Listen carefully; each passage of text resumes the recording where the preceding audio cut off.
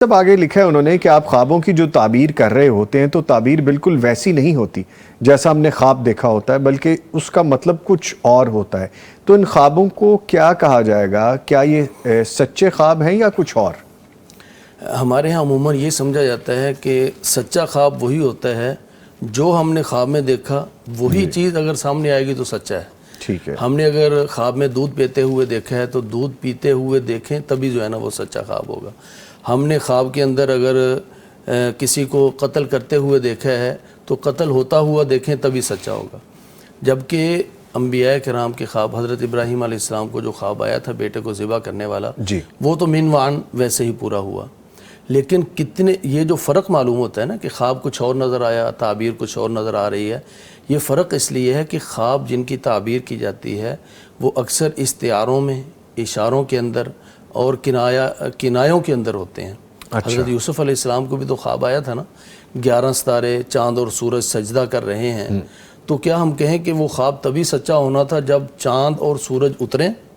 اور ستارے اتریں اور وہ سجدہ کریں؟ نہیں، بلکہ اس کا مطلب یہ تھا کہ 11 بھائی چاند اور سورج یعنی والدین وہ ان کے سامنے جو ہے نا وہ سجدہ ریز ہوں گے۔ تو تعبیر کے یعنی جب گہرائی میں جاتے ہیں نا، اب مثال کے طور پر کوئی آدمی دیکھتا ہے کہ میں فوت ہو گیا یا کوئی فوت ہو گیا ہے، اور 2-4 دن بعد اس شخص کا جس کو فوت ہوتے ہوئے دیکھا وہ کسی جگہ پہ سفر کر جاتا ہے۔ اب یہ انتظار میں ہے کہ یہ خواب تب سچا ہوگا جب یہ فوت ہوگا،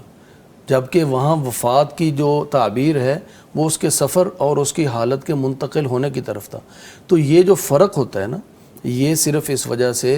کہ اب مثال کے طور پر کسی نے دودھ پی لیا ہے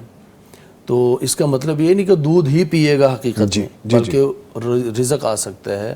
اور اس کے گھر میں علم آ سکتا ہے۔ تو اس لیے یہ فرق اگر آئے تو مطلب یہ نہیں کہ خواب غلط ہیں یا تعبیر غلط ہے، بلکہ وہ جس رسول اللہ صلی اللہ علیہ وسلم نے بھی تو دودھ والا خواب دیکھا تھا، تو آپ صلی اللہ علیہ وسلم نے فرمایا کہ اس کا مراد علم ہے، اور اسی طرح دودھ یہ فطرت کی بھی جو ہے نا علامت ہوتی ہے۔ اسی طرح اگر کوئی آدمی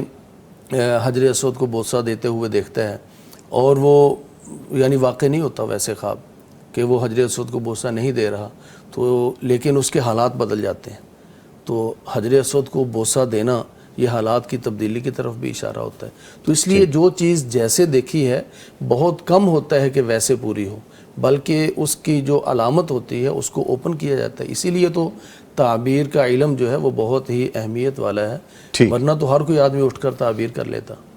تو اس لیے یہ فرق آتا ہے کہ وہ چیز اس کی جو رمز یا جو استعارہ اور اشارہ استعمال ہوا ہے جب اس کو اوپن کیا جاتا ہے تو کبھی دودھ سے علم آ رہا ہوتا ہے، کہیں دودھ سے رزق آ رہا ہوتا ہے، کہیں قمیض اور کپڑوں سے دینداری کی طرف اشارہ ہو رہا ہوتا ہے، کہیں قتل سے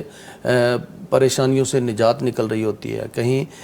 پخانہ اور پیشاب وغیرہ سے انسان کی پریشانیوں سے نجات، یعنی اس طرح کا خواب۔ ٹھیک ہے، یعنی اس کی ٹرمنالوجیز ہیں ڈیفرنٹ، ٹھیک ہے۔